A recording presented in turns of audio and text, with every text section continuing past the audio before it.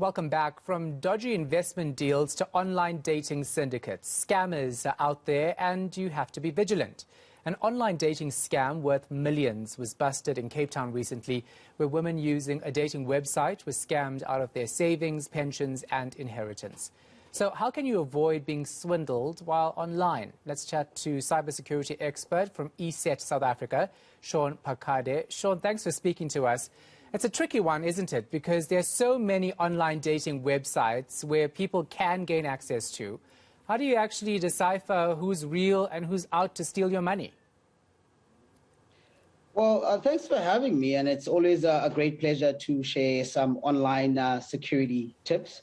I think when it comes to dating websites, it doesn't really end there. It actually starts from any platform that you can actually communicate with people on.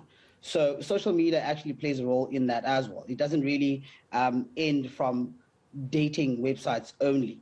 So in terms of deciphering who's real and who's not, it's really, it's something that you can't really say. But I think, the first standpoint is to decipher, the profile that is, making contact with you and figuring out if the profile are there any inconsistencies when it comes to that?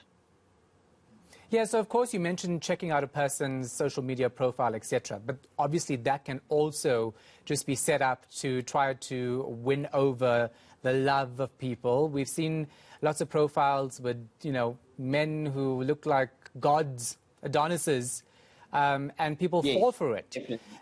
In terms of vetting, right, I know it's almost impossible for these dating websites to try to vet every single person online. But do they have some sort of responsibility here in making sure that the profiles that are set up are real and legitimate? Oh, definitely they do. Sorry if I sound a bit disconnected, is that I'm hearing some voices or feedback from the guys in the in the background in the studio. So I thought something was going wrong. In terms of vetting, what these dating websites are doing and what the social media platforms are doing is that they have put measures in place to make sure that there's no fraudulent activity that actually happens. So what ideally, scammers would want to do, they would want to start the conversation online, but they will quickly want to take it offline to a messaging app where it's more private. And then those fraudulent systems that have been put in place don't then apply.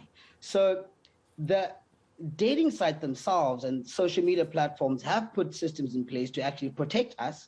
And we can also do this by looking at the privacy settings and also having our own sort of research in terms of who are we communicating to and looking and vetting the profiles of the people that we are communicating to. Yeah. And in terms of being, I don't know what's it called, cyber smart here, what should people do? Should you ask to have video calls? Should you be, aware when you haven't met someone asking you for money? Those are obviously the red flags, right? Yeah. So I think there's a key word here, which when we're talking about scammers that deal with romantic sort of scamming sort of space, is that we're dealing with the one word, which is vulnerability. So what scammers do when they're looking at scamming people for romantic purposes is that they're looking for a profile of a person that is vulnerable. Who is vulnerable? The stats actually show that the people that are most vulnerable are widows and people that are divorced.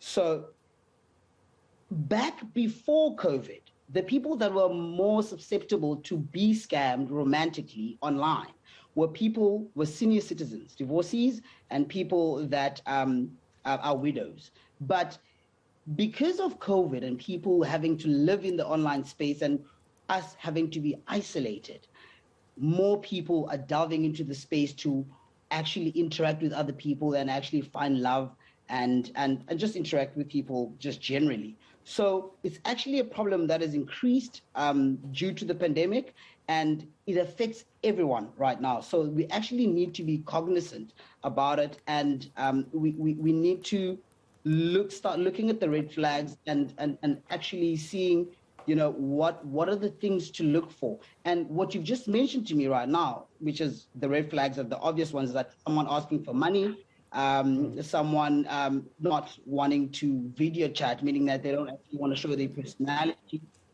someone who will profess their undying love for you, but they haven't really met you or seen you. Those are the obvious red flags. But I think the most crucial and most important thing is sharing your information on any platform. We need to be very cautious when we are sharing our information, because what scammers do is that they create a profile of you before they contact you.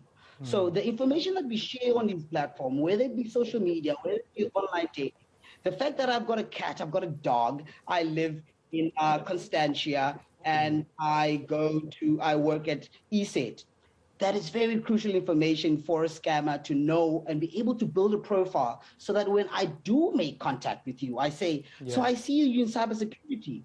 Now, because of that, there's some familiarity to that. And then that's how they actually get in. So the most crucial thing for me, which I'll actually tell people, is that it's actually in the information that you share on these platforms. Don't give too much away. I think that is definitely key in this discussion. I'm very glad no one's confessed their undying love to me just yet. And if they do, I'll be very careful. Appreciate your time. Cybersecurity expert from eSet South Africa, Shaun Pakade.